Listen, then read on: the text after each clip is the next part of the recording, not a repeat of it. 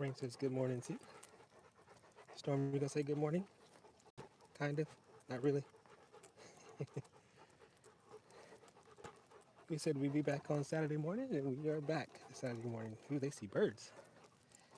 We are finishing up our walk.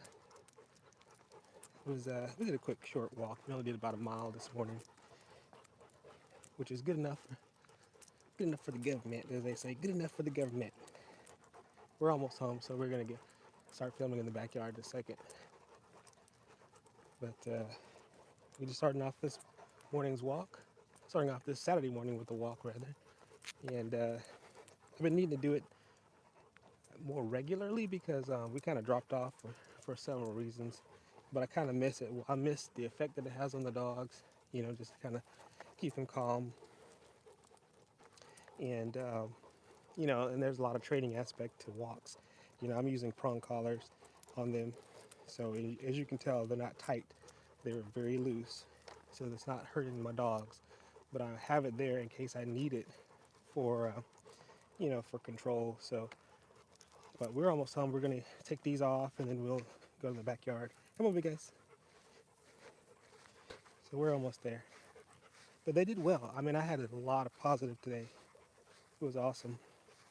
We had a neighbor had their boxers out this morning, and she did a fantastic job, y'all. I am, and as a matter of fact, when I finish the stream, I'm gonna go to Facebook and post on our neighborhood page, just giving this lady kudos because she did a fantastic job with her dogs. And if you've watched any of my live streams, uh, you know that I talk about sometimes people, our neighbors. Ooh, we're getting wet. Come over here, buddy. Nope, come here, this way. Good job. Sometimes our neighbors don't realize that they should be controlling their dogs without a leash on. And so you'll come to a neighbor and you're walking by with your big powerful dogs, and then their little yap yap dog would just burst out of the front door, no leash, nothing, and then come out to the front. I gotta take these prong collars off, and they'll come out to the front and try to bark at my dogs and get into a fight with my dogs. I'm trying to control them. That's one of the reasons why I have these prong collars, is just that extra layer of control. And guys, I know people criticize misuse of these because they do have like pointed ends on them, but you that weight, that pull is distributed amongst the entire neck and around all those prongs. So so I know it's discomforting to the dog, but that's what I'm aiming for, is the discomfort, to let them know I don't want them to pursue the dog that's trying to yap at them. It's not a threat to you. You're much bigger than them. So hey, Missy, what's up? Missy's here. She didn't go on the walk today, but she's happy to be here. Hey, little girl. But yeah, so very, very happy that we got a chance to get out before the sun hits us. Here in Central Texas, it gets super hot. So you have to get out when you can get out. So now they want to play with Missy. Yeah, we only did a mile, so usually she doesn't have that much energy. If we did like a mile and a half or 2 miles, or if I put the vest on them, the weighted vest, that usually tires them out so much that they don't have a lot of energy. And even now, I mean, she's barking, but she's really not doing that much walking. So yeah, I like to see them panting like that, and I'm hoping that in a few seconds they just start falling to the ground and just like resting because they're so tired. That's the hope. If not, I may have to go for the water hose game and do some more sprints around the yard. But I mean, that's the key to having a relaxed Saturday, really, where they're not just bugging you and well, they probably ran out of water. Come here, boy. Let me give you some more water, big boy. Watch out. Watch out. You can drink it from the faucet too. There we go. Yeah, she's gonna get some water in a minute. But yeah, the key to having a good Saturday is making sure they're nice and exercised.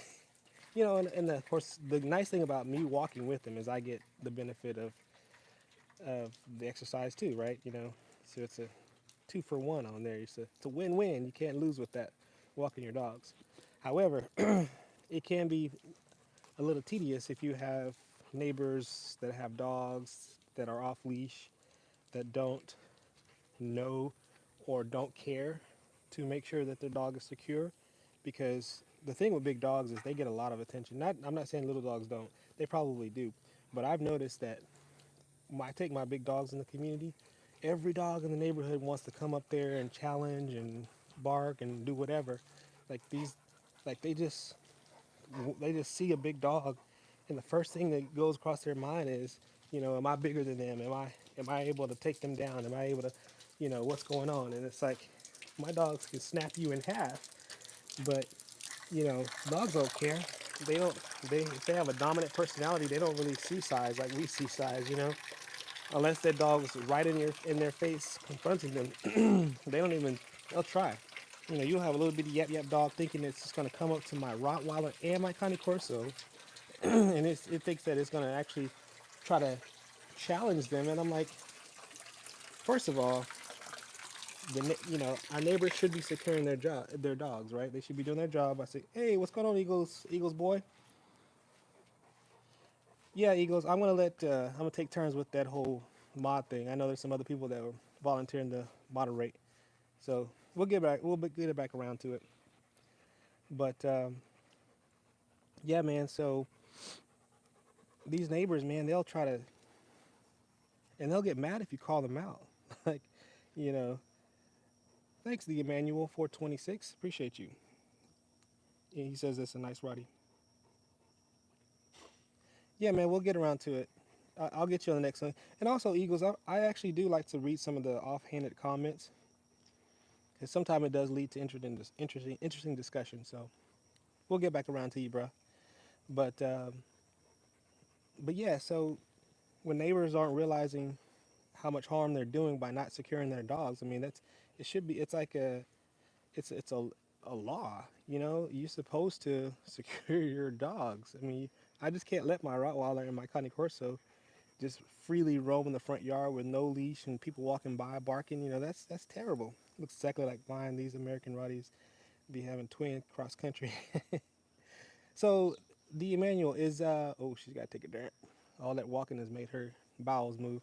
How do you tell the difference between American and a German Rottweiler? Because I've looked that up, and I'm always confused about you know what's the difference, and I don't even know how to tell without just doing some genetic studies or something like that.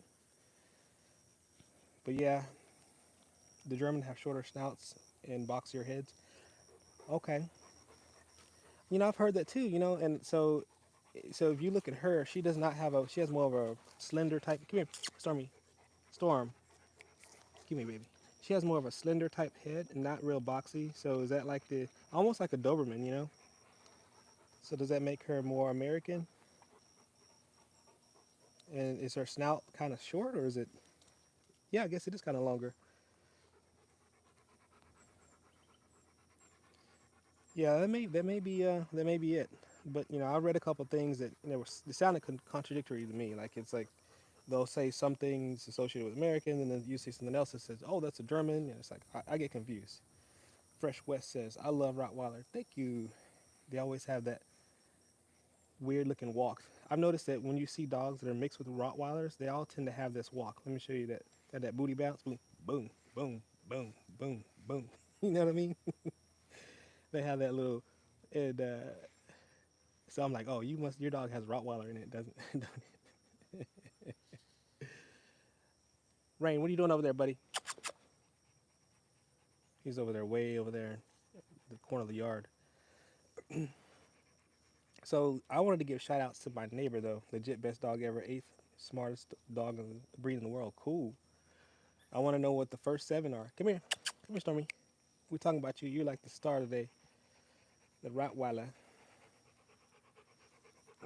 Randy Acts 2:38 says, "Repent, be baptized, every one of you, in the name of Jesus. Forgive us of your sins, and you will receive the gift of." I have a lot of people that post scriptures on here. I mean, it's not really a religious channel. This is more about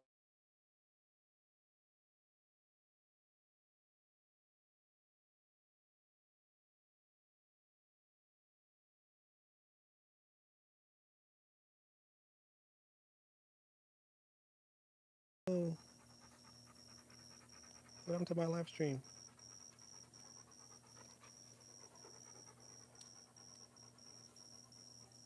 Oh man, I'm starting to get. Sorry guys. Sorry. Let me um let me try to put it to my Wi-Fi.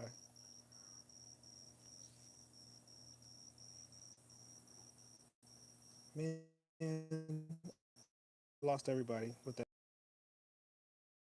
That sucked. My internet went crazy. I switched to the Wi-Fi because I'm back home. Yeah, it's that's a problem here for me. Is that whenever I walk away too far from the house, I drop the internet, and I always lose my lose my viewers when that happens. So I got to figure out how to fix that.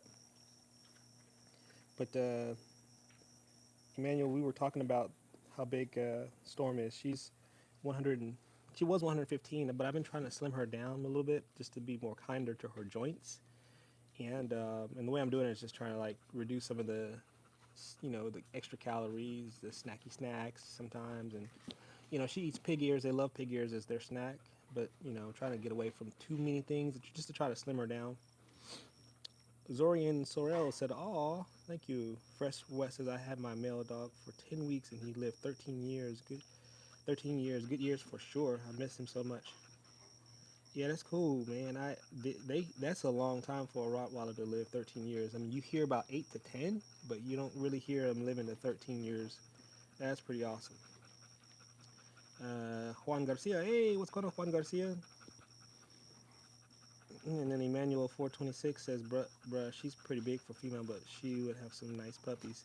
Yeah, that would have been a thought, is to breed her, but wifey and I, we were like, good to see you again. Yeah, we decided it was kind of too much work to try to breed our female, and the same thing for him. We were gonna like, well, maybe it'd be easier just to, harvest his sperm and maybe sell that. Zorian says, "Hi, Storm and Rain. What's going on, Zorian?" But we just felt like even just harvesting the semen, we did. Now I did ask the vet about it. I says, hey, do you guys help us if we wanted to get some his sperm and maybe use it, because he's such a good dog and such a nice desirable dog to have. And they just said they didn't do it, so we just said, well, you know what, we need to get rid of the hormones for now and just have a chill dog. That looks really good for female. I even thought that it was a male at first. Oh, so Emmanuel, yeah, her dad. So she takes a lot after her. Well, actually, both of her parents. So her mom looks like her, but like about 15 pounds smaller.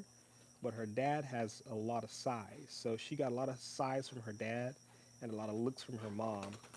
So we still keep in contact with her mom. I mean, she doesn't. Now we don't let them interact because we just don't know how they'll behave. Look at him, y'all. He's over there in the bed, like looking at me with a smile on his face. Oh man, that guy is something else. But that walk was helpful, y'all. It calms them down. That's what I was expecting for them to do, just kind of chill. I don't know why he's still not chilling. He's just knocking his bed around and going underneath there. Let's go look at him.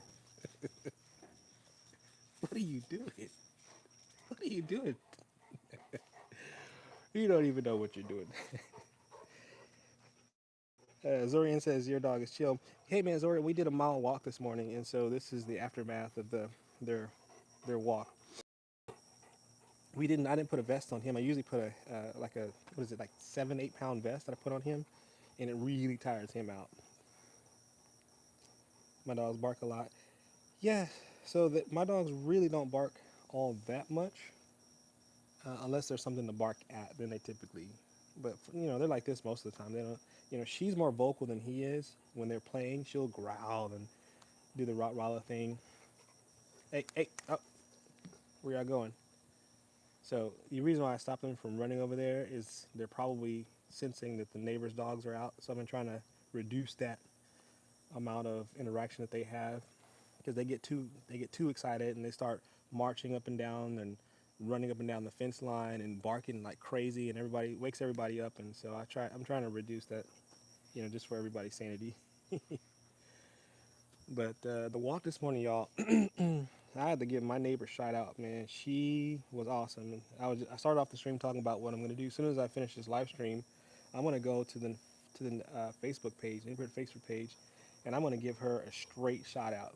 because she did an amazing job. So we were walking up the street, right, and we get to the neighbor who has these two beautiful boxers, and they don't have. So a lot of neighbors don't have fences up put up like this, like a large perimeter fence, so the dogs stay contained. But they do have to let their dogs out, so they opt to let them out in the front yard to go pee. And so if you got big dogs like this and you don't have a fence to contain them, your only option really is to put a leash on them and then walk them out, you know, by hand. You just really can't just let them go. You got big dogs, man. And if you have an active neighborhood where people like to walk and walk their dogs, uh-oh, he's gonna come back because get out of the shade.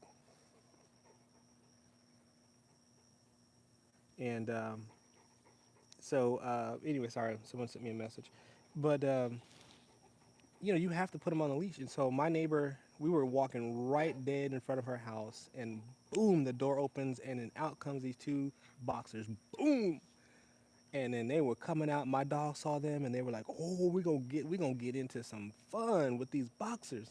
And I had the prong collars on my dogs, and I was like, "No, you're not. You're on a walk with Daddy," and they're trying to go pee with their mama.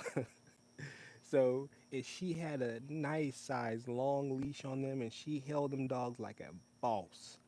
And I'm like, "That's it. That's it. Great job, neighbor. That's exactly what we should be doing. We should be making sure that if you don't have a fence, at least have a nice leash where your dogs aren't free to go and bother people." So kudos to her. Come here, Stormy. Come here, baby. She's gonna get stiff in a minute. I have to give her some medication because she's starting to get a little osteoarthritis in her legs. Even she's at three. She's 3 years old and she's starting to have those symptoms. So see how slow she kind of got up. That's what we're dealing with. Come here, Stormy. She's fine during the walks, just like a human with osteoarthritis. You're fine when you're moving along, but the moment that you slow down and chill for a minute, then it starts to set in. So we're dealing with that with her. Hey, big girl, we're gonna get some medicine in a minute, okay? Yeah, I mean she's not in any direct pain, I don't think, right now, but the medicine, the daily, it's an anti-inflammatory, is all it is. That kind of just helps soothe it and makes it better for her. So Zorian says, "LOL, the other dog, your dog is chill." And then he says, "Your dogs are so cute." Thank you, Zorian. LOL. Mr. Ripped Van Winkle says, "Connie Corso on the watch." Yeah, he's on the prowl. He's right there. He's blending in with all my my junk over there. And yeah, Zorian. Uh, Luxme said, "Hi, hey, how you doing, Luxme?" And then Mr. Rip Van Winkle says, "So he can't defend your home." No, it's not that, Mr. Rip Van Winkle. It's not about that.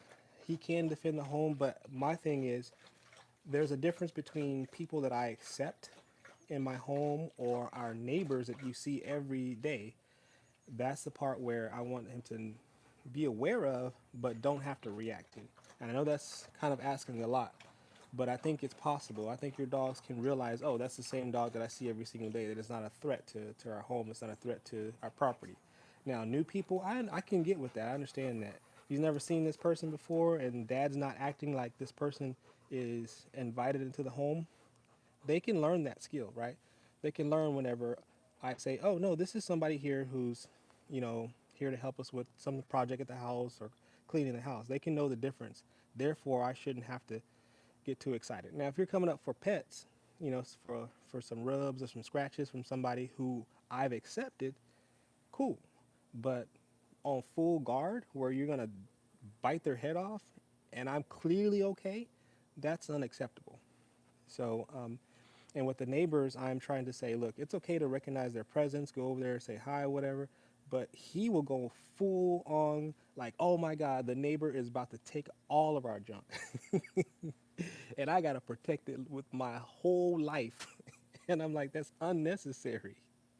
You don't have to do that. So I'm slowly trying to get him to be a little less reactive to people that we've already know or people that we've already accepted. So that's the difference where we're going to have to. Mr. Van Riebel said, "LOL." So, but yeah, I mean, it's not the easiest thing. See, look at him now. Where's he going? Okay, that's fine. You know what I'm saying? Maybe he saw somebody walking in the street and he just says, okay, I'm gonna go check it out, but I'm not gonna go over there and just tear the fence down trying to get to whoever's in the front yard. So that's what I'm after right there. Cool. Be aware. Be aware of your surroundings, but don't overreact. So, and even today with the neighbor thing, when the dogs came out of the front door, I can understand the reaction at first because it was like, two big boxers, not bigger than them, but big boxers. They're coming out of the front door, and it looks like they're super charged and ready to come at my dogs. Look at Missy, she's on an adventure over there. And HP says, "Beautiful beast." Jason Brophy says, "I have two borderells." Is that how you say that? Borderells? Borboils? Borboils? Oh, I never know how to say that. Maybe you can phonetically spell that for me so I can pronounce it correctly. But I think those are pretty big dogs. Sean the sheep. Sean the sheep. Sean the sheep. Can I pet the dog? Sure. You want to pet the Rain? This is from Sean the sheep. That's one of my kids' favorite movie when they were kids. Sean the sheep. Sean the sheep. And then here's Storm. And then maybe we can get Missy to come over here. Missy, they want to pet you. Come here, baby. Come here, Missy. She's gonna slowly mosey over here. Slowly mose. Sean the sheep wants to pet you. There she is. Hey, baby. This is from Sean the sheep.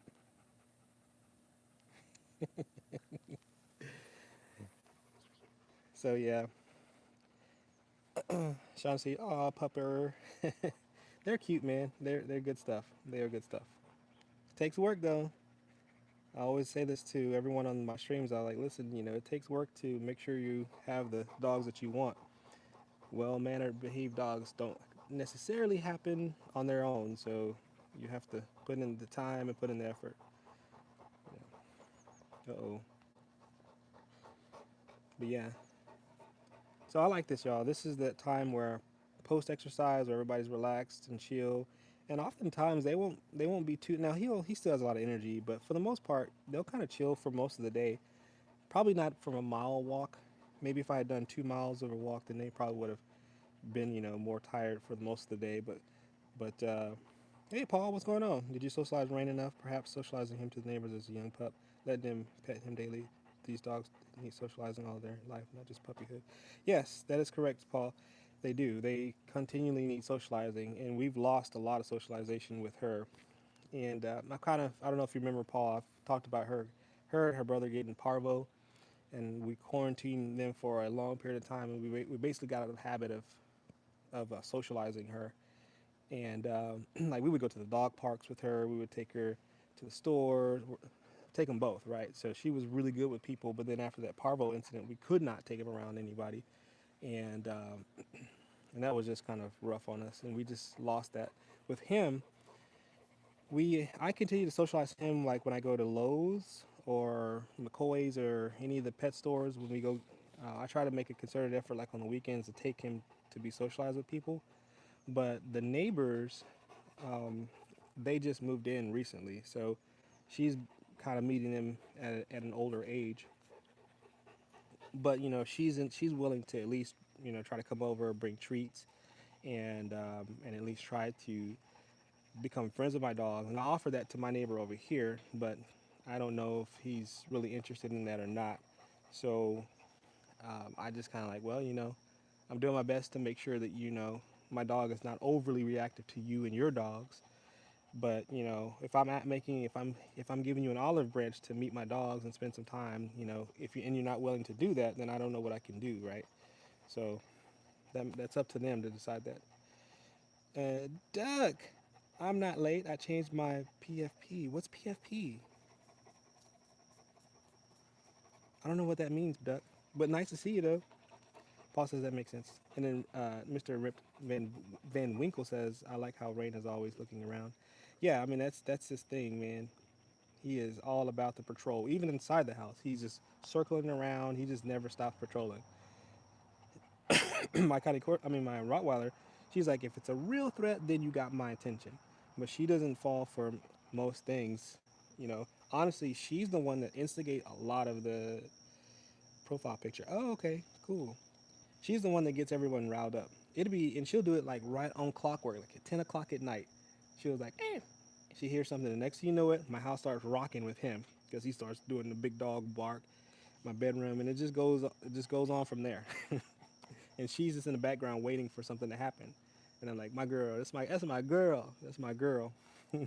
Mr. Van Winkle starts laughing. Uh, Moody Egg, they are gorgeous and look so happy. Thank you, Moody Egg. Brian Jones says, feed them a cat. Ooh, Brian, you trying to start some mess today. Duck says, Missy, guys, I'm hungry. You're speaking her language. Look at that. Look at that. You can see how she got her mouth open saying, where the food at? Where the food at? She says, I'm dreaming of food. I'm dreaming of food. Tell Duck hi. Duck is always in your corner when it comes to food. But yeah, this is a good sign, y'all. The little bit of exercise, the 1 mile that we did do, they're nice and calm for now. And it's a nice breeze in the shade, so it's a great time to be out for them. Where the food at? Duck. Oh, I'll give you food, Missy. So Duck will feed you. Duck says she'll feed you. She's turned her back away from you. She's like, where the food at? Mr. Van Winkle says, did you have to professional train Rain, or do you recommend County Corso for my first dog? Ooh, Mr. Rip Van Winkle, I will recommend. We've had a few discussions about that. These dogs do take some extra human training to have. So I and my wife is kind of, if she was here, she would tell you, do not start off with big dogs like this because you need to get used to. I mean, maybe some people have natural leadership skills, and they could do enough research up front to maybe handle a dog like this the first time around. But I would not go into this like day one, get a Connie Corso, no knowledge, no. I think what you're doing is probably looking at videos. That's probably how you found me, and definitely spend a little time understanding how they react, understanding the downfalls, understand, pick up on all these little things that I wish I had known, like the collars, for instance. I took the collars off them because of what happened with her brother. We had a collar accident. I wasn't home when it happened, and we lost him. And I'm like, why didn't anyone tell me this? Why didn't I mean? I thought dogs wear collars. When is that not appropriate? And then of course the nuances is that having a dog wearing collar, and you have a lot of things that the collars can get caught on, and they have free reign in the daytime. If you're not there, if they're not kenneled, your dogs can come out and get hooked on one of these fences with the collar, and they can actually asphyxiate and die. So I did not know that. We did not know that. And it made me feel like terrible. It made me feel terrible. So things like that, we talked about bloat on our last stream 2 nights ago, and that's a thing I didn't know either until I learned that probably last year I learned about bloat, and I'm like, geez, all these things that. So take a little time and do the research before you get into it, and if you want to start with something smaller maybe, and get used to training and get used to feeding, and get used to. I think we were just talking about earlier. I don't know who was it that made the comment about daily training, daily socialization. That's exactly correct. You get used to doing stuff with your dog pretty much every day, and realize the days that you start taking off, slacking off, they start losing those skills. They start reverting back to what they want to do. So definitely, take the time to get those, skills, and also your family. That's the other thing you have to be aware of. If you, it's okay for my dogs to respect me, right? If I walk up to my dog, he better understand. Well, he's not doing it now, but normally he's tired. Normally he understands that he needs to get up out of the way, right? He respects me for that, and I don't consider it disrespect. I'm just trying to demonstrate something, and he's tired. But in most cases in the house, if I'm walking by, I don't walk around my dog. That he gets up and get out of my way. But that same respect has to translate over to my wife, my kids, you know, my family member that are there, because we've had an incident happen recently where, my Connie Corso respects everyone but this one family member, and he decided he was going to let her know that he wasn't happy with something in it, and he bit her, and that's so you're talking about the disappointment that we all felt. my wife felt the disappointment. She's been sad about that. I'm sad about it because I mean, first thing is like, hey, it's got to be my fault. What did I not do right? How did I not train? What did I not do to make that to prevent that from happening? Now I wasn't in the room when it happened, so I hate that.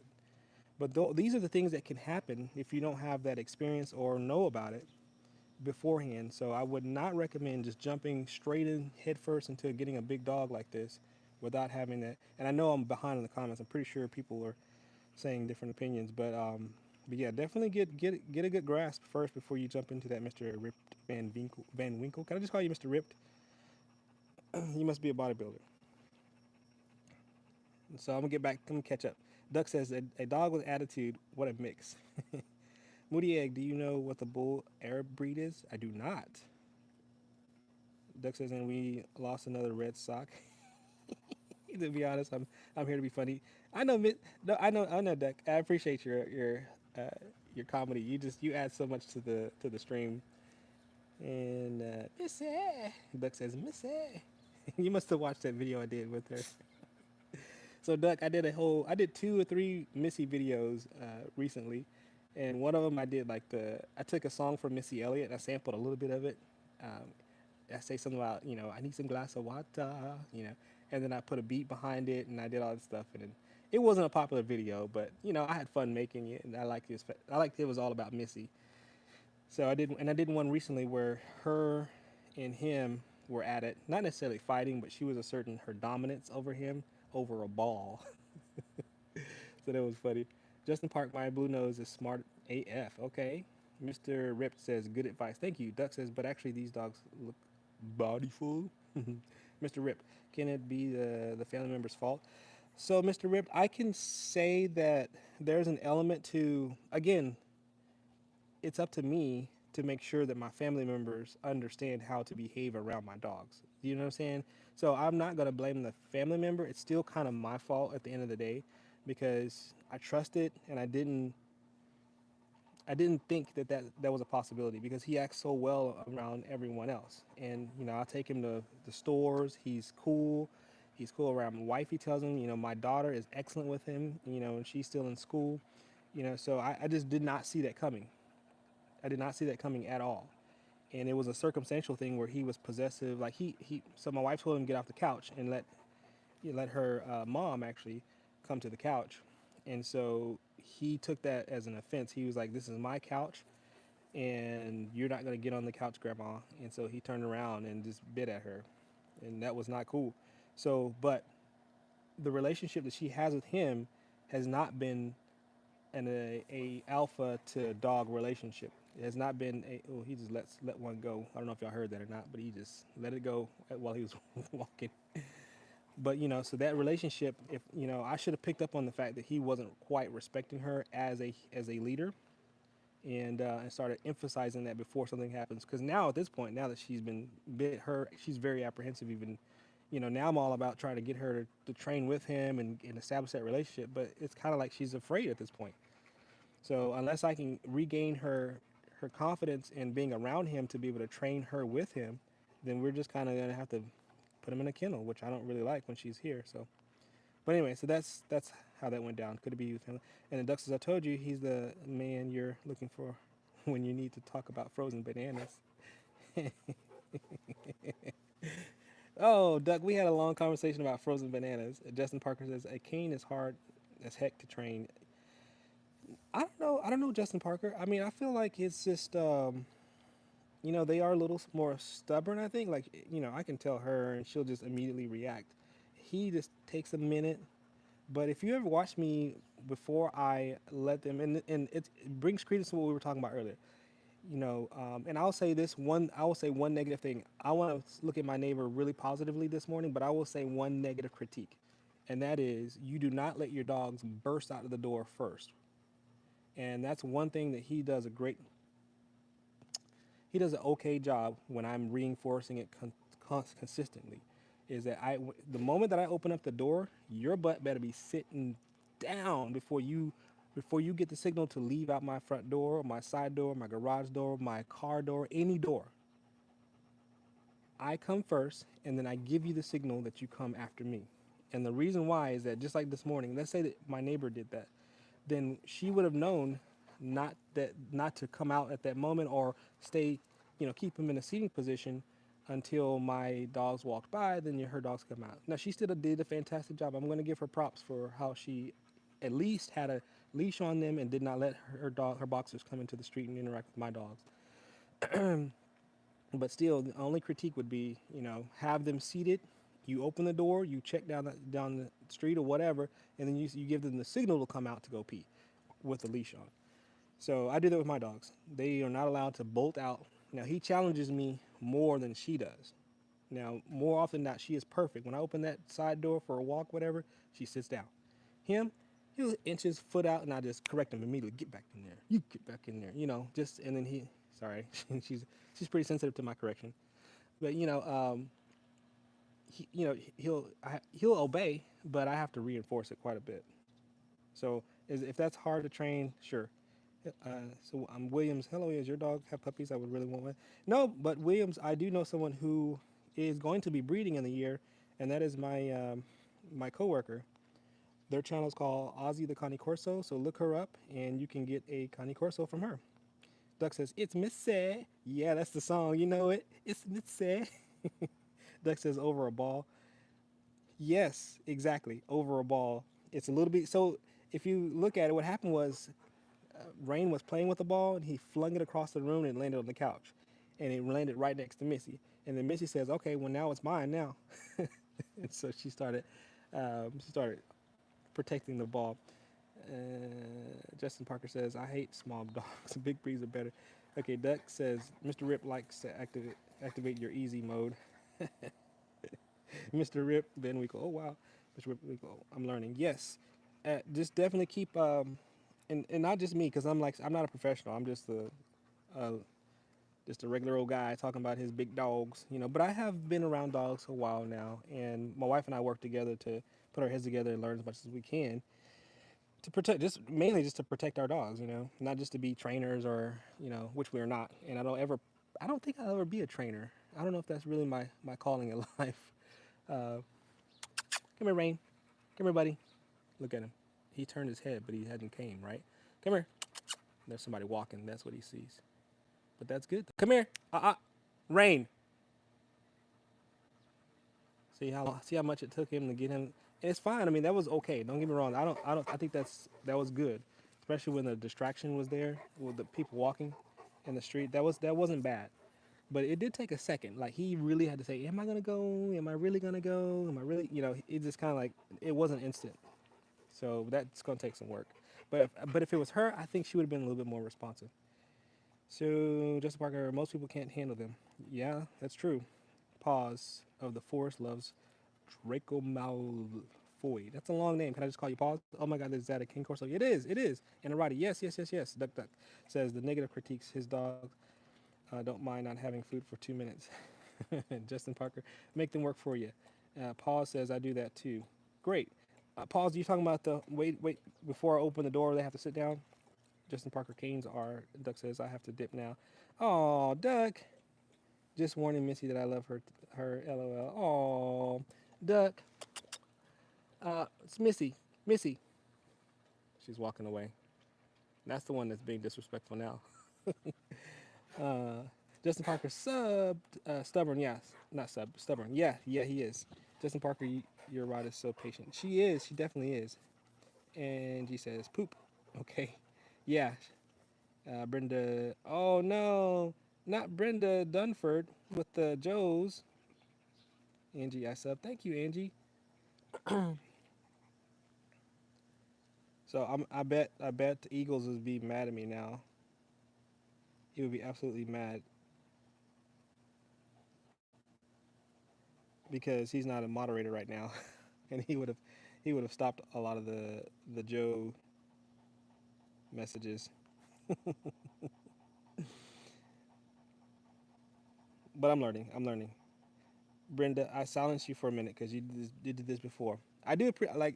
Look, Brenda, I appreciate the comments because that helps me with the algorithm. But can you just say something else besides Joe? Justin Parker. Canes use all their energy. Rots reserve it. Hmm. Let me think about that. I will say she does she waits for the right opportunity. She doesn't whenever like in the middle of the night when Missy starts the alarm, like, oh my god, there's a stick that fell, and then she's barking at that stick and it's 10 o'clock at night or 10:30 and everyone's trying to sleep, and then he starts immediately reacting. He's like, yeah, it is a stick. We're gonna get that stick. That stick ain't coming nowhere near my bed. Ooh yeah. And so she's just kinda like, nah, I'm just gonna chill. I'll wait till the stick comes in the house. Now we can talk. Just Parker says, yeah, okay. So maybe that's true, but in some cases she can be a little bit more extra though, and he can be more quiet. When people come to the house, typically she's leading the charge. When an actual person that she doesn't know comes to the house, brought some more patient. But yeah, look at him looking. So yeah, this is the aftermath of a nice long walk. The other reason why I was kind of needing to take them for the on a walk is because the asphalt is good for trimming their nails, and it keeps the nails sharp or shorter. Sorry, not sharp, but shorter, because as they walk, they slowly just kind of scratch at the concrete or the asphalt, and it actually trims their nails a little bit. She needs to be gone in for full nail trim, but for now, at least walking a little bit has will help out a little bit. So nice benefit of that. As far as collars go, though, I do put the collars on them when I leave the house or if we're on a walk. I mean, those collars are obviously necessary when you're out and about. It's only when they're free and at home, and no one's watching them or whatever. That's when I get concerned that the collars can get caught on something and they can have an accident. So Justin Parker says my blue nose is old and lazy, but always alert. Yeah, that's probably the combination that you want, right? Probably you don't need to overreact, but be vigilant, right? So if something does come up, be ready to act, but don't overreact. The overreact to me is just as bad as having someone come in, for instance, because it just kind of gets on everybody's nerves that your dog's constantly barking, constantly, and with all the drool he has, I mean, I can't keep my glass door clean enough because he's always slobbering it, actually everywhere, everywhere. So that's one downside. Who was it earlier that we were talking about? Was it? I think it was Ripped. Rip was talking about having a Cane Corso. Just know that these guys produce slobber like crazy, and it is not a small thing. Because it's funny when we had the Rottweilers, we're like, "Oh man, these dogs are always having slobber everywhere. Oh my god!" And we were just kind of like, whatever, until we got him, and we don't know you don't know what slobber is until you get a slobbering Cane Corso. You don't know what it is. Now she's like the cleanest dog ever. Relative to him, this dog is absolutely spotlessly clean. Whatever the word I'm trying to say. You get my point. She just relative to him, she's doesn't have much drool at all, nor does my little dog. But this guy here, it's getting dressed in the morning is always rough. It's rough. And I keep towels in every room, almost in every corner, in preparation of his slobber. He doesn't mean any harm. It's not his fault. I mean, that's just how that's how he's designed, or however his genes um, specify for. But for us trying to get dressed, oh my gosh, man. Justin says my bro has shoelace drool where there's food. Yeah, yeah, exactly. It's like shoelace drool is everywhere. The couch, my, my bed. I have to constantly wash my bed covers because he comes. Look at that. Look at that. Case in point, right there. Look at that slobber, y'all. Imagine that in your living room or while you're trying to eat dinner. Now that's one thing. Let me clarify that, because that's one thing people sometimes forget about. That you need to have boundaries with your dogs, especially big dogs. I'd advise you to do the same with little dogs. Keep boundaries for your dogs because they need to know. That's more of that alpha, more of that leadership skill that you got to have if you're going to have big dogs, is maintain boundaries, yo. And so one boundary that I am adamant about, that is just like the dogs would be in the dog world, is food. If I have food, you are not allowed to be in my face, little one included. Even where's Duck at? No, Duck had to leave. Duck, I'm sorry, but your Missy friend over here, when it's time to eat, she cannot be around me. She has to go away. Now, they realize that they get a payoff when they stay away from the table. They get a payoff. They generally get a little treat. You know, if you so you wait it out, you don't come bother anybody, don't bother the family, you let them eat. And the moment that they get up, typically you have something coming your way. As long as you stay away, so those boundaries are for a reason. It's one is to maintain that relationship with your dog that they realize they have to respect you. But number two, you know, Cadi Corso flinging his slobber all over your food, that's not good. I don't want to eat dog slobber. I don't know about y'all. Tammy says, "Pretty dog." Thank you, Tammy. They're kind of chilling right now. Number one, it's getting hot outside. You know, here in Texas, it's 9 o'clock. It's already starting to heat up, and I would not be surprised if it's like 90 some degrees right now, 95 degrees. It's probably gonna be a hot 100 today. And the other is we just went for a walk earlier, so they're just chilling from exercising. I would love to have a cane currently. Yeah, well, look, man, if you are ready for it, you know what you're getting yourself into, go for it. You live in a studio apartment, you can do that. You can have an apartment, but you know, dogs like space. They like space. They like lots of space to run around. So if you don't have it, that's fine. You just have to take them to places like, you know, some people's their time schedule is different. Like I don't know how your time is. Do you have a very busy job? You know, that's my wife and I both have very very busy jobs, and oftentimes we're working. We're going in early. We're working late. So what was that? Stormy baby, come here baby. What was that? She saw something. Something must have bit her or something. Come here baby. Let me see. Something she didn't like something. What was that? I'm always on guard because we have like scorpions and stuff out here, and they will bite your dog if your dog's. I mean, and I haven't trained them to not.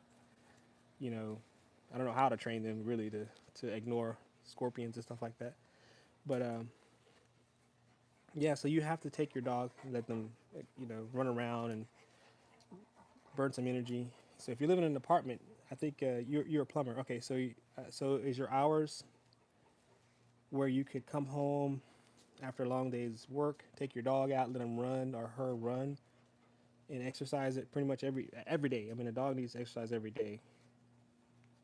The other option is, and I actually thought about this myself because sometime in the mornings I go and I work out in the shop over there, but they make dog treadmills, and I'm not sure if my dogs could learn to use it, but they're expensive. That's the thing. You know, you pay $800, maybe $1,000 for this thing, and the hopes is that it benefits you. But if it doesn't, then you have $1,000 piece of equipment. Well, we love walking distance. We love walking distance. Okay, so yeah, uh, yes, and also be careful though. I mean, these dogs aren't made to be like, you know, humans can we could do half marathons, miles, miles, miles. I'm not sure these dogs are really made for like long distances. Like I can squeeze a 2 mile walk out of him, but that's just about as far as I'll go. I don't really want to go too. You know, last thing we need is having joint problems, and especially if I have the weighted vest on him. You know, that's you know, I think that's too much for them. So I don't know. I don't have the scientific or the expert opinion on how far dogs should walk, but I get the sense that over 2 miles is probably not a good thing, especially if you're doing daily walks like that. The mile and a half. Okay, yeah, that's probably perfect actually, because I do mile and a half all the time with my dogs. Dark Justice. Hello, I'm Japanese. Well, hello. I want to say, don't I want to say, is this correct? But it's konnichiwa. It's hello, right? In Japanese. Am I correct? I don't know Japanese. Storm, what do you see, baby? She saw something. Yeah, I'm always on guard. I really don't want my dog getting bit. The other thing we have out here is copperheads, snakes. but judging by how fast she was moving, I doubt there was a copperhead. But I'm always on the lookout for making sure they don't get bit by silly insects and stuff like that. Ooh, did you see him just running into my knee? Somebody warned me that one time. They're like, "Be careful, your dogs will blow your knees out." I had knee surgery, and I was like, "Oh, geez." And he's right, y'all. Big dogs will crash into you unless you, one, brace yourself. Number two, teach them not to do that. And they do that a lot of times where they'll start playing and then just ram right into you while they're playing, not paying attention to you. So I'm always ready to bend these knees, bend my knees, bend your knees, because when they come up to you, you be ready to bend the knee, because they will slam into you and they will knock you down and take your knees out from underneath you, yo. So be careful with that. Exodus, Jesus loves you, believe you shall be saved. Exodus, this is not a religious station, man. It's just my dogs. And then Justin Parker says he loves jumping in the lake. Canes are gentle giant. It's funny because my dog here rarely jumps into the water. Her, she loves it. I gotta make her stay out of that water. Stormy, what are you doing, baby? Stormy, what are you doing? Babe, you know what it is? It's probably a lizard. That's the only thing that gets her moving like that. It's probably a lizard. What are you doing over here, baby? What'd you see? What'd you see, big girl? It's probably a lizard. Oh man, Dark Justice never told me if I said it right. I want to learn a little bit of Japanese. My kids love anime, so they're always trying to say, "You gotta watch it, Dad, so you can learn some Japanese." I'm like, okay, okay. Just part he loves jumping in the water, gentle. Yeah, I mean, for the most part, canes are gentle. But I told you a story where he wasn't gentle, right? Where family member comes in and he decides that he was going to tell her, "No, you're not going to sit there." And then they can be gentle. For the most part, he is. Ruby says, "Beautiful but babies." Thank you, Ruby. Ahmed Belton says, "Exodus, please, not today, please." Okay. Yeah, I mean that's the thing. That's why I don't do religious things on the channel because I mean everybody has a different belief system, and I mean, somebody may not agree with your. I mean, I know that you believe and it's very personal to you, and and it's very very meaningful. I don't want to take that away from you. That's not what I'm trying to do. I'm not holding you back from expressing what you believe, but it's just more like sometimes what we believe is not what other people believe. So that's why I don't. Kawaii. Oh, I'm sorry, Dark Justice. Kawaii is how you say it. Oh, I'm so bad. Okay, well, thank you. I learned something new, Dark Justice. So that's why I don't. I try to keep the religious in politics if possible. I've had people confront me blue or red, and I'm like, look, man, I just can't do that because next thing you know, people are just like believe just as strong on the opposite side, and that's a quick way of alienating people. That's not what I'm here for. I'm not here to alienate my audience. I'm here to share the joy and the love that I have for my dogs and maybe share a couple pointers that I've learned by having big dogs. That's the whole point here. So Emily says, hello from Sweden. Ooh, hello from Sweden. Ahmed Belton, grandma. Uh, I don't know what you mean, Ahmed. Justin Parker says, my blue nose loves walking in the water but hates swimming. Okay, so loves the water, walking in the water, but just don't want to swim. This guy here, if water touches his feet, he acts like it's acid. He goes, you know. So half the time when we're playing the water hose game, he's just like on the sidelines, and if the water touches his feet, whoop, he thinks it's like acid. He's just like, no, I can't take it. Oh no, no, no. Man, whatever it is over there, my Rottweiler is all about it. She is really looking at it. I don't know what that is she's got going over there, but she's looking at something.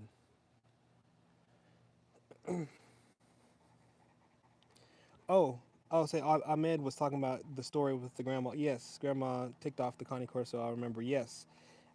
Well, and we certainly haven't forgot it because we're still kind of working through that. And the next day, so my initial response to that was, let's start working together. In other words, we came out here. I put him on his leash, and I just walked right next to grandma. Had grandma grab the leash, and began to walk him in circles in the yard. And the idea being, I wanted her to start to lead him with me next to her, giving her the confidence to feel that she can interact with him again. That was my initial thing, and it lasted for about a minute or two, but then her fear took over, and that's where I was like, dadgummit, that's what I don't want, is I don't want her to be afraid of him, because that's the exact opposite behaviors that you need to exhibit with a big dog like this. Even if this, and I've got some neighbors, they come in on their golf cart, and they'll come by and say hello to me, and they'll, get out of the car, and then maybe we'll be over there, and they'll just hang out in the fence line, and my Connie Corso is just going, and they don't even budge, and I'm like, good job, good job, friends. That's exactly what you're supposed to do. There's a fence there to protect you. I'm not gonna let him get out that fence, but you don't back down. Do not give that dog the sense that, oh, I can make you move backwards, because in their mind you just conceded. You just said that that you are below them and they can tell you what to do. But you don't be just stand there. If you got something that's protecting you where the dog cannot get you, in the case with grandma, I'm right beside her. So it's me, my dog, and grandma. So ordinarily, before she was bit, I think that she would have had the trust to believe, okay, I can do this, especially with my son-in-law right next to the dog, and then that confidence will increase over time until you're able to start telling him, hey, come here, sit, give him commands, and if he's obeying those commands correctly, that's giving him the feedback that, hey, this is an alpha above me. This is a leader. So anyways, that was my initial response, but it didn't last very long. So I'm hoping eventually that maybe once this cool down further, probably not. It's probably rolling around in her mind and is making her even more paranoid. But if she can come back, and that's exactly what I would do. He's looking back at me. Come here, Rain. Rain. So let's count the seconds. So that was about 3 second recall. Now he's starting to come back with the neighbor coming out. Come here. No, he stopped in the shade. He's like, I want to come, but it's hot, Daddy. It's hot. Yeah, that's not too bad, y'all. That's not too bad. I'll take it. I'll take it for today. And Ahmed says they can sense fear. That's exactly right. They can sense that fear, and and I don't know. I don't. It's not like a supernatural thing. I think it's an actual behavior. It could be hormonal, like uh, they're like smelling maybe your, epinephrine or whatever, but they also are watching your body language. And if you move backwards when they're advancing towards you with a bark, that is a clear indication to them that you are, what's the word I'm looking for? You are second to them, or you're um, acquiescing, or you're yielding to them. You know what I'm saying? So that gives them that sign. Add typer channel. Where are you from, bro? You're from Indonesia. Oh, hey, add typer channel. I am from the States. I am in the United States. I'm an American living in Texas. So I live in Central Texas. Just the Parker dogs have their own language with humans. We need to learn how to communicate with each other. That's exactly right. But more often than not, it's on us to learn their language, because they will learn us. I mean, they'll learn like a few words here and there. And there's been some studies that show that dogs can learn, I don't know how many hundreds of words, they can learn. But for the most part, we are better. We have to know their language more than anything, so that we can effectively teach them as dog owners. You know what I mean? Like, you need to understand how alpha works, because in the case of bigger dogs, and you don't understand that, they can use it. They can use their language on you, and you can be suffering. I have a. I always talk about the story of my friend who was attacked by their dog, and again, I don't know all the circumstances, but the first thing that popped in my mind is, I bet that relationship of alpha to dog relationship wasn't quite established, and and that dog says, you know what, you're not alpha, I am, and I'm going to tell you what to do, and if you don't comply, I'm gonna bite your face off. You know, I feel like that's how that went down. Justin Parker says dogs have their own. Okay, we talked about that. A man says right behavior. You just try to fake it, but you must be assertive, really feeling the emotion of leader. Yeah, yeah. Ahmed, it has to be. You're right. It has to be a genuine like I'm a leader, and may take some work. It may take some work for you to get that in your mind. Work on you first, right? Work on your leadership abilities and say, look, I am a leader. I am your leader. Be confident. You know, work on your psychology first, and then approach that dog with that confidence. But yeah, I mean, you watch a lot of those professionals like Cesar Milan. That's all they talk about. You know, they're like, look, the dog is easy. It's the human. Durbin. Oh, I'm sorry. Dre Ben 178 says a bunch of dog whispers in the chat for real. Hey, Draven, I oftentimes have a lot of cool people on here, and I learn a lot from the chats and from the live streams because there's some people that have some good information. Not all of it's necessarily on point, but hey, most of what I hear, man, a lot of people know a lot of things about dogs, and I appreciate that. That's a good sign for me. It's a good sign for the people who watch the videos later because they benefit from this knowledge. How many times did have I wished that I had known about collars or before I got these dogs, or had known about, the alpha behavior, making sure every single family member that interacts with my dogs are on board with that. I would have done that up front. I would have said, Grandma, I noticed that you're a little bit timid with my big dog. That's going to be a problem one day. You know, so we're going to start while you still have confidence now to interact with my dog. We're going to start working on that and build you up, and we're going to make you into that leader. You know, that's one thing nice about being a dog owner, especially a big dog. It actually makes you a better leader. I think that translates into a lot of areas. Like, if you work somewhere and you're like, maybe you're a supervisor, or maybe you are aspiring to be a supervisor, having dogs just kind of help you hone in on those skills, on leadership skills. You know, well, Blue knows German, English. Okay, Justin Parker says it's funny. My girlfriend has a German Shepherd. Interesting. So my blue nose knows German and English. That's funny. Draven 170 dogs react to sounds they don't recognize languages or words. They remember the sound you make when you use certain words, and that's it. You can train a dog to sit with a word other than sit. That is correct. Correct. Right. So they're not learning the English language word. They're associating the sound that they hear repeatedly with the action. So that's Draven is actually absolutely correct. That's why you can speak any language that you want with the dog. Cray Cray, why are you bald? Cray Cray, because I got older, man, and I started losing my hair. Okay, I started losing my hair, and so instead of having bald spots with a bunch of hair around it, I just said I'm gonna go bald. So hopefully that helps. And then Cray Cray says, "Go wash your panties." See, there it is. That's what I'm talking about, right there. She stops. Nope, no, you don't go. Stop, Missy. Cut it out. Rain. Let's see how long it takes for him to stop. Rain. Back. I might have to go over there. Yep. So these two, good, but look at Rain. Over here. Rain. Oh, there it is. You stay. Stop. She's sweet. Nope. Nope. You stay. Good girl. Now let me go get this boy. He's acting like he don't understand me.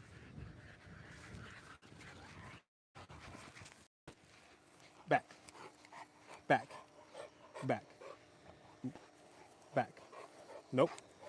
You didn't come when I called you. Back. So he was doing really well this morning. Now I had to confront him. Back. In a perfect world, I would like for them to, because that's good exercise. But the problem is that they just kind of take it too far, and they just start barking, and they start tearing up the yard.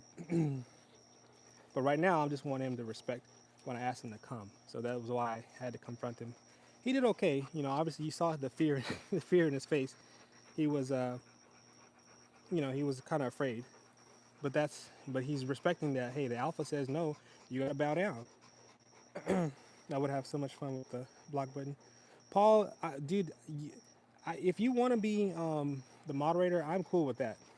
I mean, Paul, you're one of those trusted people. Let me know if you want that option.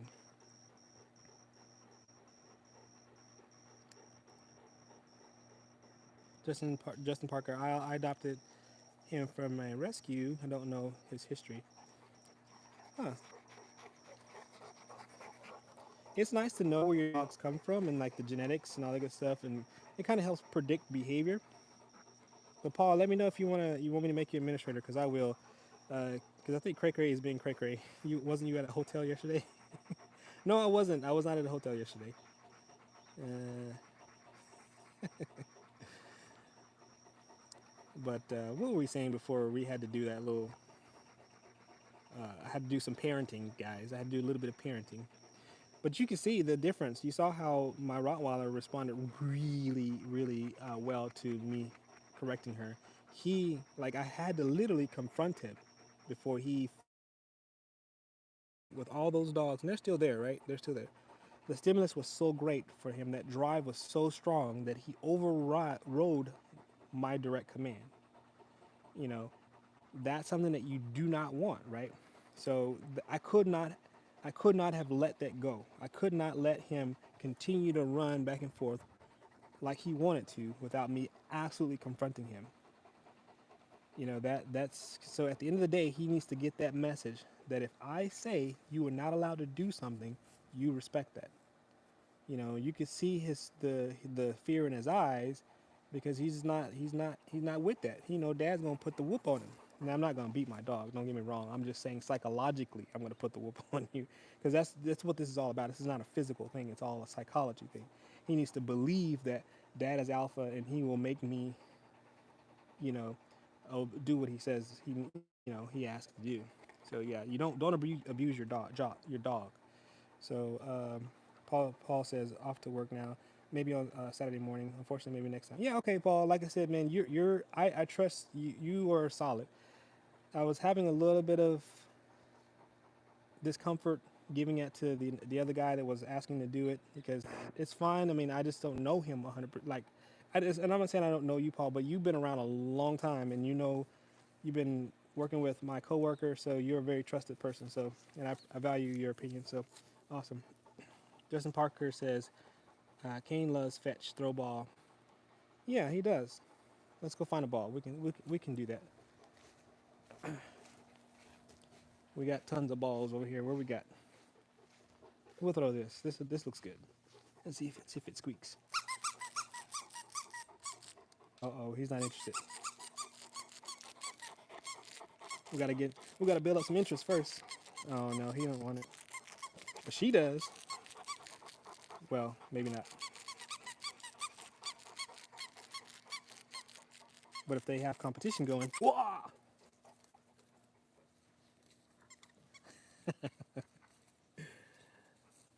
There you go.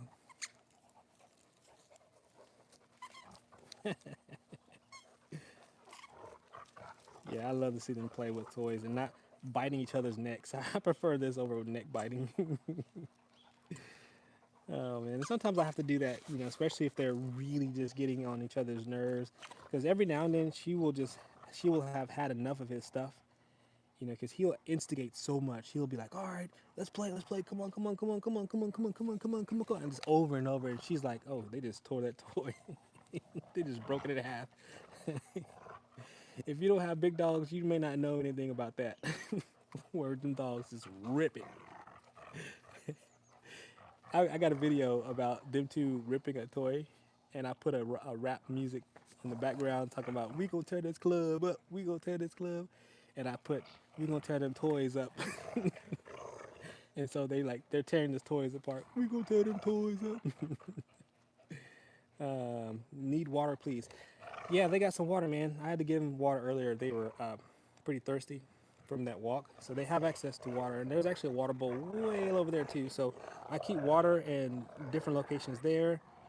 there, and I've got like I got to show you guys how many water bottles I have available in the house because the reason being is because if he gets in the mood for drinking water, he can drink half of the tank, and it's like a 2 or 3 gallon tank, right? So we got I got a I want to say a 5 gallon tank, and then maybe a 3 gallon tank and a smaller one. The smaller one was supposed to be for Missy. You know, I think it's like a half a gallon or a gallon or whatever. But you know, they just like run through that water. So, and sometimes if you're busy, you don't notice one's dry. It's nice having backup.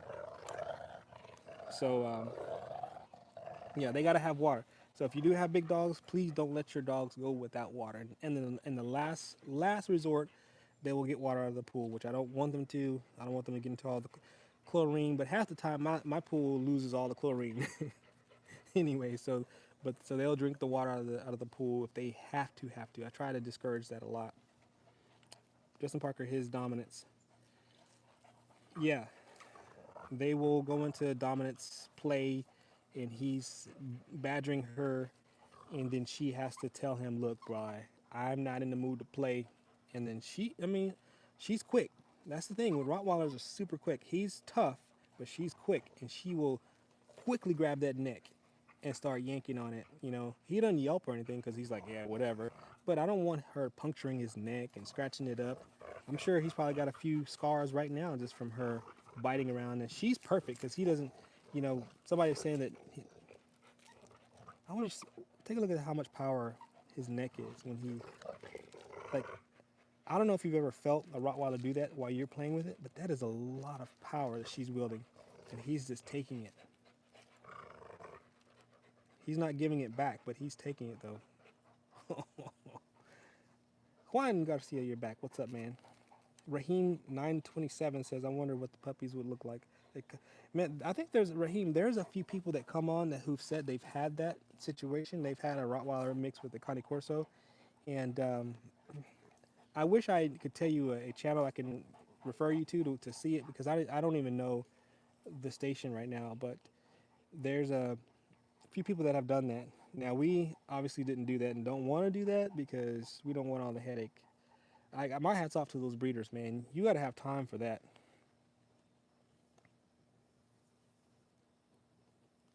All right, Paul, I'll look you up on Facebook for sure. Yeah, I mean,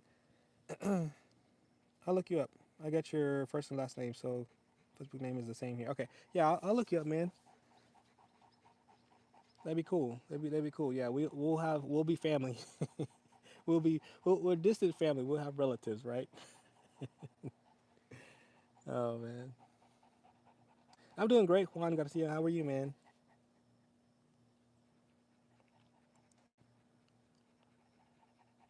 Juan Garcia. I want to say I went to school, high school with a Juan Garcia. I wonder, did you? Are we about the same age, Juan? Are you from West Texas? Want to make sure because I'm pretty sure that a couple people that I know, because I have some cousins. Sometimes they jump on the stream. I had a friend, not a, I had somebody who come on who was looking for some pit bulls, and I gave them information. Not, I didn't give them information. I wanted to give them information about my cousin who breeds those. I think it's XL Bully. I don't know for sure, but I know he breeds them, and I was trying to get them in contact. But I asked them to send me a message on one of my videos so I could reach out to them, and they never did. So I couldn't give him that information. But I'm not a breeder, and I don't want to be a part of that. But my hats is off to all those people. I have one, two, and three, Juan, and dental GI. Roddy are strong, but Khan, yeah, yeah, he's stronger than she is. I mean, mentally, I think she may be stronger than him, but physically, I think he's stronger than her. But yeah, my hats off to all those breeders because they go through a lot to bring those babies into the world and all the. I'm telling you, the amount of work with trying to keep those puppies alive and the cleaning and all. Oh man! And then here's the thing is sometimes you can't. You got to screen. I mean, if you're a good breeder, I know some people talk bad about breeders. I mean, oftentimes they're in it for the money, and but there are some people who are in it for the breed and the interest and the passion for the breed, like him. His actually both of my Both of my breeders were like that. But this guy, the one that had the Cane Corso, he is all about it. Like if you go to his Facebook page, he is all about the promotion of the breed. And so he took on a massive undertaking. He and his boys and his wife, and created a wonderful litter of Cane Corsos. And he wasn't able, and he screened every, and we signed contracts. All of his dogs has to be AKC certified. He was on it. He was on it and making sure that lineage was maintained and everything, and breeding rights were like enforced. Like he was all about it. And so, but he ended up not finding homes for all of his dogs, and so he has Draco, you know, De Oreo, I think it was Draco de Oreo, and then Gladiator's Quest, Catalea is the mother. They're all from pretty well known kennels, but Paul always helps me out with that because he knows every time I vow to learn the kennels and all the fancy stuff about the Cane Corso that his breed and his lineage where they come from, and I never do. For some reason, I just never take the time to learn all that fancy stuff because my day to day, I'm just enjoying my dog, okay? But but that breeder was all about the breed, about the breed itself, and now he has the parents, his parents. Then he also has Listo, which I think he must have could tell the future because that is the biggest dog of the breed and it's bigger than the mother and father. I think Listo is pushing 155, 160, I believe. I think he's up there. I want to say he's 155. And of course he's the same age as Rain. Rain's barely hitting maybe 130. So that he got the big dog. And he also has Rosie, I think, and another. I can't think of the other one. So he now he has like four Connie Corsos in his and he doesn't have anything like this. I mean, he takes him to the park to let him run around, but he has like a smaller 1/3 of an acre type house. So that's the other thing. So if I breed and can't find good homes for all my dogs, I'd have a whole bunch of dogs back here. And I tell you, these three that I have is enough for me in my busy schedule. You know, I got to exercise these puppies. I got to feed them. The amount of money. Paul mentioned that on the last stream. He's like, maybe we should just do a breakdown so people know how much it costs. And just thinking about it, mentally thinking about how much money I spend on these dogs, I got depressed just thinking about, good gosh, how much money do I spend on these dogs? I can imagine if I had a whole litter. So Justin Park says my blue is enough. Yeah, I'm telling you, Juan Garcia, how long have you been on live? Um, Juan, I've been on for, I guess it's been a while. It's 78 minutes, so a little over an hour. We started the stream off from a walk. We came in from a walk, and so and then we started live streaming when we got into our backyard again, and so they're not as active, but they do this. You know how they are, guys. If you watch the stream long enough, you'll know that my dogs go through moments where they're playing, doing all this stuff, or they're biting, or they're running around, or whatever, and then they just chill, you know. But they're gonna be extra chill because they've walked a mile this morning. Shih Tzu, what's going on? Nice to see you again. Hello, you found me again. Juan Garcia, how are you going to do when you're in your life? What are you going to do when you're in your life? Oh, Juan, usually I just, you know, it's usually depending on how many comments are coming in. Sometimes people strike up wonderful conversations right at the end of my stream, and in the evenings it's hey Dennis, nice dogs, thank you. Usually I'm streaming in the evening time, so we start off. It'll be like 7, 8 o'clock in the afternoon, and the sun's still up, and of course the stream goes on and on. And the next thing you know, it's starting to get dark. And a couple of times it was pitch black. You could barely see my Rottweiler, let alone my Cane Corso. And people are still. Oh, you're still here, Paul. Yeah, so you can verify what I'm saying, right? That guy, he's got it. He's got the best Cane Corsos. Yeah, he's done a great job. But yeah, so Juan, usually I just end up having to. try to shut it down because it's getting dark. But in the daytime, it's really about how much interest I get from the audience.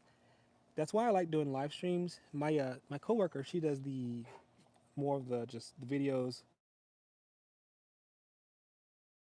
online. Doesn't do too many. I don't think she does many live streams, or if at all. And her channel is successful, man. She's double my station. Like she's so good at her the way she does her videos, and just a wonderful person. And she cares a lot about the dogs too. I mean, that's kind of the reason why I even got a Connie Corsos. I mean, she really loves the breed and has talked so much good about her dog and Ozzy, and she just that interest just kind of catches on, man. People start having a passion, and it just gets infectious, and everybody's just like, oh, everybody's starting to enjoy it. Here's little Missy. Hey, baby. Juan says, "What time is it for you?" Oh, so it's 9:49 right now. Hey, don't you scare Missy like that. Alpha gonna get you a butt, boy. Ain't that right, Alpha? You go tear him up. So I don't know how much longer. I do got some yard work I got to do today, and I honestly didn't finish my run. I walked with the dogs this morning, but I usually try to get a little run in, get my cardio. Boy, you better be careful. Alpha's gonna come for you. Dustin Parker Kane is a beast, but they are quiet and patient. They can be. The nice thing about having them is that they're not yapping. A lot of dogs, you get those little small dogs that just yap all day long. It's just like some people can handle that, but I don't know. Can I see your face? My face? I didn't brush my teeth this morning, and I got a funny looking microphone. Uh, no, I have to use that microphone because sometimes the wind kicks up, and then and you just hear a bunch of blowing in the background. But that fuzzy thing on the microphone kind of reduces a lot of the the wind noise in the background. Shih Tzu says, I have a friend in the Air Force, and he owned a big Rottweiler, and the Special Forces, I guess, security forces, yeah, came riding by and asked him what he fed his dog, and said 2 or 3 SPSs a day. SPSs a day.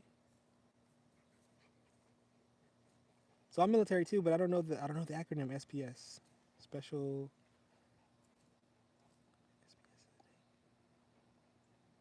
Oh, break that down, Shih Tzu, because I'm my AFSC is not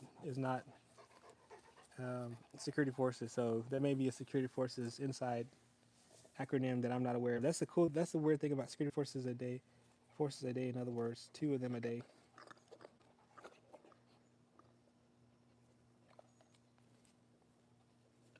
Your blue noses.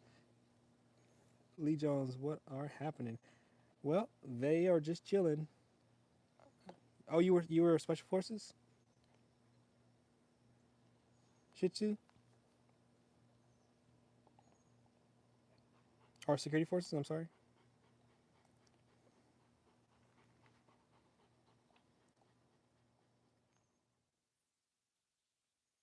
Yeah, I'm not on the line side. Crew chief. Cool. 130 and C5s. Ooh. Wow. Yeah, I have a lot of respect for those people that work on the flight line and do work with those planes, man. That's the one cool thing about the I'm in Air Force too. I'm not in the Army. I'm Air Force, and that's the that's what makes America a superpower, really. If you ask me, maybe it's opinion, but I think our Air Force, that's what makes us a superpower. I don't want to get into politics, but and I don't want to offend my people from other countries that see it differently. But I think we have a very strong Air Force. 2A571Js. Okay, that's nice, nice, nice, nice. Yeah, I'm on the healthcare side of the Air Force, so we don't get very much exposure to a lot of my only interaction with security forces is at the gate when I get on base, and I certainly don't know much about the flight line other than you know have a lot of admiration for the people that work on the flight line work on planes, and because here in Texas, they've got several bases like in San Antonio, and we got fighter jets that come through, and that always fascinates me. Melody says, "Oh my God, and let me go on my account. Oh my God. Oh Melody, you're Trin. Okay, be right back. Be right back. Okay, okay. So Trin is a friend of the show or the channel. It was a joke. What was a joke? You weren't a crew chief? Oh, cool. But I like calling you Trin. I don't want to call you Melody. Okay, I want to say Trin.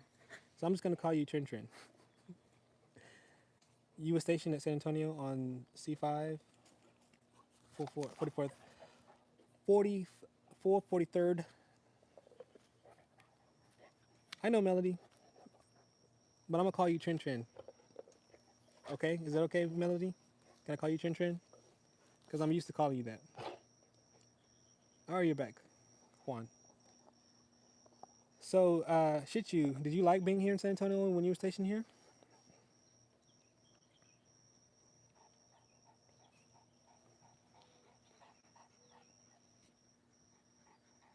in Texas? Juan is back. Hey, Trin, I got your little message on one of my videos. I wasn't going to stream last night because I had some family stuff I had to do. You should know, Trin, because you got all that homework you got to do. Well, you may not have too much as a second grader, but you do have homework. Ah, there you are, Trin. Now you switched over to Trin. It's okay, Eagles. Nice to see you again.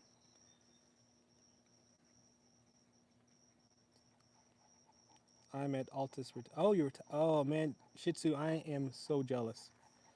I'm so jealous. That's the nice thing about retiring is that you can. Well, a lot of people retire and they just go back to work as a GS employee, or they just go back and right into being just as busy or more busy than when they were active duty. But in my mind, I'm like, dude, when I retire, well, I take that back. I shouldn't say that. I do plan on working a little bit right after I retire, but there's gonna come a time where I'm like, look, I want to have my time. I want to spend more time with my dogs. If my dogs are still around, I want to, you know, be more specific with the training and do more socializing. I mean, it's because she would be a nice challenge to be able to re-socialize her again. I think it's possible. I think it really is possible. Just the amount of time that you can spend. So Altus is in Oklahoma, right? Trin says she's here. Juan, I'm playing Roblox with my brother. Okay, Juan. From you retired from civil service as well as a C-17s. Okay, so you are fully retired. You're retired twice. You double dipping, huh? You one of them double dippers. Chinchers, I didn't get the notification. Oh, okay. That's all right, Chinchin. We're around. By what? And also, when are you going to end your life? So Juan, I'll probably be ending pretty soonish. People are still asking questions and we're still commenting, so I'm gonna probably stay on a little longer, just to make sure I answer all the questions and stuff. Shih Tzu says, "Yep, plus 100." Oh, so Shih Tzu, are you? So you're still at Altus. Are you? So in Oklahoma, is it the same as it is in Texas, where 100% means no property tax? Because that will be living the dream, bro, for sure. Psycho Mimi says, "Whoa." Juan says, "Okay, all right, okay, Juan.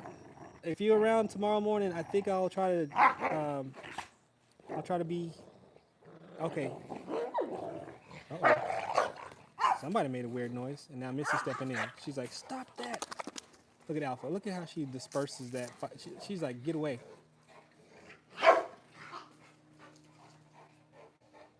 She's like, "I'm gonna assert my dominance." Look at that. She looking at me. See how she looking her in her face? Like, look at me in the eyes. See, that's what an alpha would do. Alpha looks you right dead in your eyes, and you better look away. That was a straight dog talk right there. When your dog looking you directly in your eyes, and she waiting for you to look away. You got to acquiesce. You got to bow down, and that's what she was doing. So yeah, Shih Tzu, that's awesome, man. You are in fact where I want to be. The double retired, where you're done with active duty, you're done with your civil service. Your time is yours, and if you're 100%, oh, the benefits are sweet. I'm gonna tell you that's one thing I don't. Again, I know this channel is not about military, but I do try to, like, my cousins and stuff. I try to, because a lot of families, military is not even something that's talked about. It's not even like something that's even um, mentioned, or and actually there's a fear. There's a fear of the military, and especially my family. Everyone was afraid when I joined. Oh man, they were like, oh man, you're gonna die, blah blah blah. There's a genuine fear, and it could happen. Don't get me wrong. It's not a legitimate fear. It is, but there's also a side of it, like, like if you worked on the flight line. Trent, are you getting rid of your messages? I was gonna read them.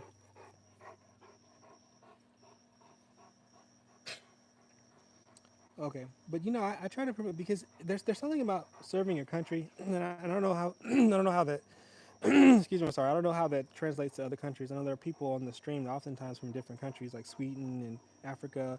Like, I don't know how they feel about that, but from here, I think we look highly upon people who serve the country, and for the most part, right? Again, I don't want to take it down politics. It's not the goal of this station, but I'm just kind of filling in the gaps a little bit. But I do think that you know, serving the country actually gives a perspective that you just don't get anywhere else, in my opinion. So I do recommend that to, like, a lot of my family and the young cousins that are coming through. It's nice to, and plus, when you serve, obviously they take care of you. You don't have to worry about day one. You can be self sufficient. So I'm not a recruiter, but I do advocate for service time. Psycho Mimi says my boyfriend is it loves or lives? Probably loves Missy. Aw, it's me, little Rosie. Oh, is that another cicada over there? All these cicadas in the backyard. Trin, I know your melody, right? Cool. So yeah, just no offense, but core values are not the same in the Air Force as they used to be. I could see that. I've been in long enough to see an evolution of things, and yeah. So the old fogies, the people that like us have been in for a while, we start noticing that change, and it can be a little bit disheartening in some areas, and it can be a little bit like, oh man. And again, I don't want to get into politics too much, but I do understand what you mean. We I mean, just to I haven't been in for all that long, but I haven't been in long enough to see a change in the military to where I'm like, man, I liked it better when. You know what I'm saying? Like, especially when it comes to the performance reporting systems and stuff, that now we have to write all these empty bullets. Like, they're not okay. So bullet, people hear me saying talk about bullets. They're like, oh, you're talking about no, no, no. I'm talking about, like, writing a bullet point about your performance on a piece of paper. I mean, we spend so much time and effort on saying how our performance is on a piece of paper, and nine times out of ten, it's super embellished, right? It doesn't, we say the military, you know, 5 million with, so, using $20 million of equipment, and blah blah blah and blah. It's just like, why? Why don't we have more, like, performance based stuff based on what you actually do? Like, if you're bringing home the quarterly whatever, that's your OPR or your EPR. You know what I'm saying? That's not. I don't need to be writing all these bullets, and it's just like wasting time. You gotta have that book of lies, but you get what I'm saying, right? Shih Tzu, tongue and quill. Oh my God, still being used. Yeah, yeah, yep. Trin, what is that? What did you post up there? What is that? Is that a doggy? Why you don't live yesterday? Oh, Trin, I was telling you. I said I got home, and I had a lot of family stuff to do. My daughter has homework and all that good stuff. Even it's the beginning of the year, we're trying to stay ahead of the game, so I had to do a lot of things with family. Trin. We'll leave it right there, but going any further, sorry. But when your dogs bark, my dogs woke up from their nap. It's funny. Yeah, dogs react to real dog noises. If you notice, you'll be watching TV and a real dog. They use a real dog sound. Your dogs know it. They pick up on it and they're like, "Whoa!" That's so funny how they can hear their own, not accents, but they hear their own. They hear real barks and they react to it. So a couple people have said that too. They'll be on my live stream or watching one of my videos and they're like being loud and their dog reacts to the sound over their phone or whatever. Little Missy. He just my little Missy. Yeah. So the Rottweiler's over there in the shade, and then the Cane Corso is laying over there like a big old snake. Let's go see him. You're here again, Shih Tzu. Yeah, I like having return people come on. Just like you, Trin Trin. You have two Shih Tzus and a Jack Russell. Nice. Oh, so she comes join. She thinks that we're gonna go inside the house. Yeah, we're gonna go inside the house. What you doing over here, big boy? And little Missy's like, I'm going inside. But yeah, guys, Rudy Russo, I've seen you before. I have a bull mastiff. Rudy, have you been on the show or on the channel? I keep saying show. I guess call it channel, right, guys? I've seen you before. Yeah, those are big dogs, by the way. Those bull mastiffs. I will never forget your lives. Aw, Trin Trin. Except Trin Trin, you gotta do well in school, okay? So that comes before the videos. Make sure you put effort in your schoolwork. All right. I tell you, you're just like one of my kids. Schoolwork comes first before you spend all this time on YouTube, because YouTube will suck your time dry, and you won't get all your schoolwork done, and then your grades will suffer. So okay, make sure your grades come first before YouTube. Shitsus, are you at BAMC? Yes, correct. I have a lot of words, a lot of A words. What do you mean? You have a lot of words on my wall right now. What do you mean you have a lot of words? Like for studying or what?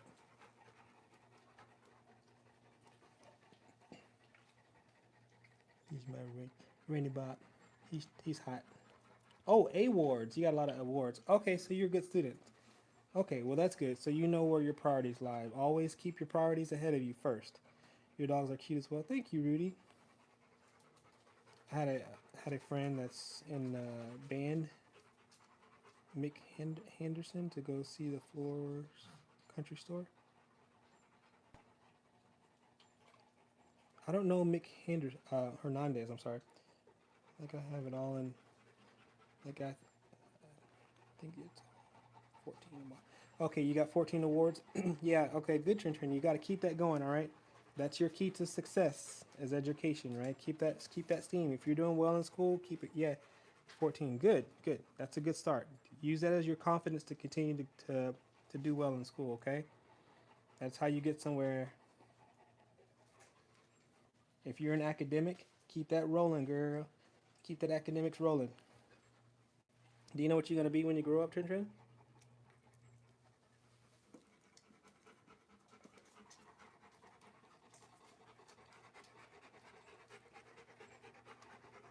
Nurse. Cool. You're gonna go to nursing school. That's awesome.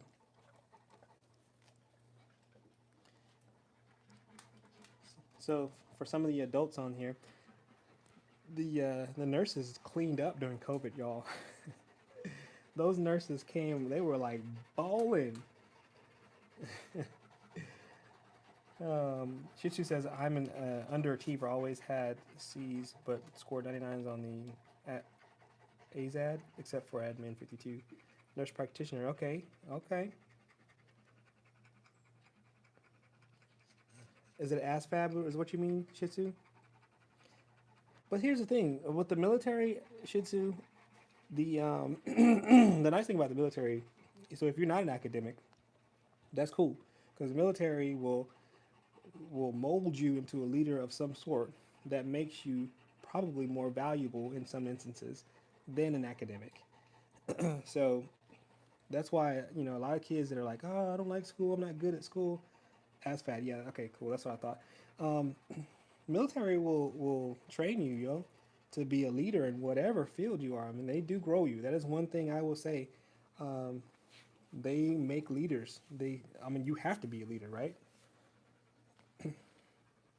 Spell check. Yeah, no, shit, y'all feel that because I switched from Android to Apple, and Apple for some reason hates the way I spell, and it changes all my words to nothing that I ever wanted to change it to. So it takes me longer to type because I'm always correcting these autocorrect.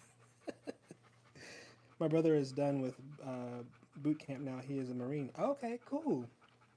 So Trent, you got some military family there too. Are you gonna join the military as well, or you want to stay away? It's okay either one, but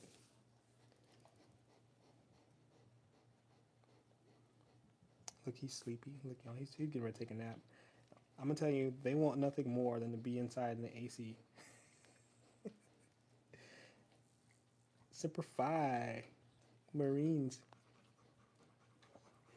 I spend time with family, you know, or is that why not? I think it says Yeah, okay. Spending time is important. Where there's so many things, Trent, that we learn from our families that help us out later on in life. So spend as much time as you can with be as respectful as you can to mom and dad, and learn as much from mom and dad. As long as mom and dad are doing the right things, please give them that respect. Learn as much as you can. GMT home improvement. Give those babies some water. You're right. They've been sipping on this water over here. It's kind of covered up with the pillows, but they've got access to water. Let's see if they come over here. They may come drink. Come on, guys. Everybody's concerned that y'all not hydrating. You want some water? Oh yeah, he wants some water. You wanna drink some water? No? No, I think they just want to go inside.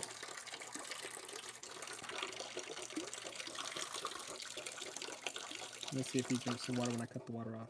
You want some water? No, not yet. No, I think they just want to go inside. Yeah, they stay hydrated, but sometimes they will. Let's see if she. Oh, you want to cut drinks? No, she didn't want any water. They just want to go inside, y'all. Yeah, it's getting hot here in Texas. Family comes first. Yes. House tour? No, because my house is boring.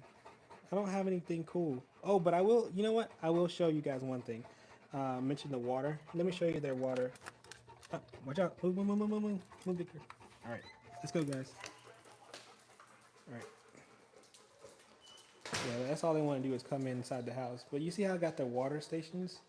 I keep one, two, and then the small one. So the small one likes to drink water from the big one, and then the big ones drink the water from the small ones. So yeah. No, I'm not gonna do a house tour though, because I mean that's a little bit too much. I mean, a little bit too much information. I just wanted to show you how much water I have to keep around for them to to stay hydrated. But the other thing they like about coming inside is I don't have any carpet. This is actually a wood tile, so it is cool. So when they lay down on the wood tile, it is just nice and cool. I don't know where the little one went, but yeah, they love it. And of course, my Rottweiler that's went into our bedroom. And she goes and lay down in her bed. But yeah, they're tired. Thank you, GMT. I appreciate you. Trench is there, so cute. Thank you. Yeah, so let me show you their kennels, just so you know what size kennels if you're curious. Um, so I have, this is Storm's kennel right here. You can see it's fairly big, not nothing small. And then this is Rain's kennel. You see all the mess he creates. But yeah, but this is where their kennels are. Yeah, so there you go, Trent. Are you happy? Is that enough of a tour? And this is the backyard like I'm always filming out there. But yeah, there you go. So guys, I appreciate y'all for hanging out with us this morning. I am actually gonna go and start running. And okay, good, Trent. I'm gonna try to get my run in real quick. Run about a mile or so. We already walked a mile, but these guys are tired. They're gonna probably sleep it off, and then I'm gonna put his belly band back on so he doesn't. Oh, thank you, Shih Tzu. I appreciate you for the dog treats. We'll probably be going either today or tomorrow and pick up some new treats because they run through them treats, y'all. Let me just show you before I click off real quick. Um, we're kind of running out right now, but this is our treat corner here where we keep the treats. This is kind of what we use for. You can hear them. She's ready for a treat. We do the soft milk bone and let me see. We keep this whole thing kind of stocked with treats for them. So I love these venison things. These hard bones. They keep them entertained for a while. So that's gonna go towards their treat budget. But yeah, we keep a lot of stuff for them. Trinchin says, "What about TN? You live? I'm not sure. What does that mean?" Ruby says, "My dogs love them. Yeah, they're cool. I mean, they last. It's always trying to find something that lasts long enough where your dogs can find. They you don't want them to chew it up in like 10 seconds and they're looking at you. So you want to find something that matches. Now she can't chew those thick ones. She has to have one of those small, softer ones. But the like the little hot dogs that I just had over there. But for the big ones, they need something that they can chew on for a while. So anyways, guys, like I said, I'm gonna go run real quick. And tonight, are you going to be live? Oh, no, Trin. Probably not tonight. I'll probably come back on tomorrow morning again. How are you running a red flat or black flag? I know, dude. I know. It's probably red. It's probably black flag right now. But I have the. Did I show you the shop earlier? Let me show you. I guess this is gonna turn into a little bit of a tour. Uh-oh. Is she coming? You coming, big girl? Yeah, she coming. All right. Little one's gonna stay inside. She gonna. Let me show you what I'm working with out here. Come on, y'all. Oh, my internet's probably gonna cut out. All right, it may be pixelated for a second, but let me show you. It'll come back. It'll come back through the when it hits the 5G. We'll go over here real quick. So I do all my working out over here. Let's cut the lights on real quick. So yeah, I know it's a decal over there, and of course I just run over here, and I got fans here. I got fans in the air. So you know what I'm saying. Oh, and also U.S. Air Force. Is that the United States? IK? Yes, yes. I'm in the United States. So this is where I do my runs and stuff like that. So in other words, I'm not going to be, and I've insulated the shop too. So I put all the walls up, and put the insulation behind the wall. So it's these doors are still kind of hot, but anyway, they this is where I do all my workouts when I actually get around to it. So, but anyway, there you go. So I'm gonna come out here in a minute. I gotta put these guys back in the house, let them cool off a little bit, and that's it. My dad was in the Air Force. He was a mechanic. Cool, Ruby. Yeah, man. So that's. Does he still do that for the planes? Okay, very cool.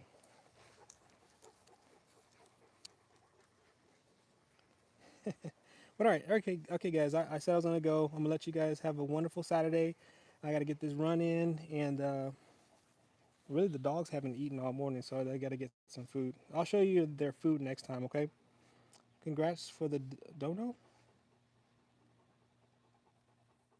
What's the dono, Duck? IKD sleep with the Connie Corso. He sleeps in the same room, but not in the bed. Never in the bed. All right, Sister. Thanks for the conversation, man, and thanks for the super chat for the treats. They will definitely be chewing tonight. I'll show you what I buy tomorrow. Okay. I'll take a picture and show you. It was $2 saying dog treats. Oh no, no, every little bit counts, Duck. Every little bit counts. So we are very, very grateful.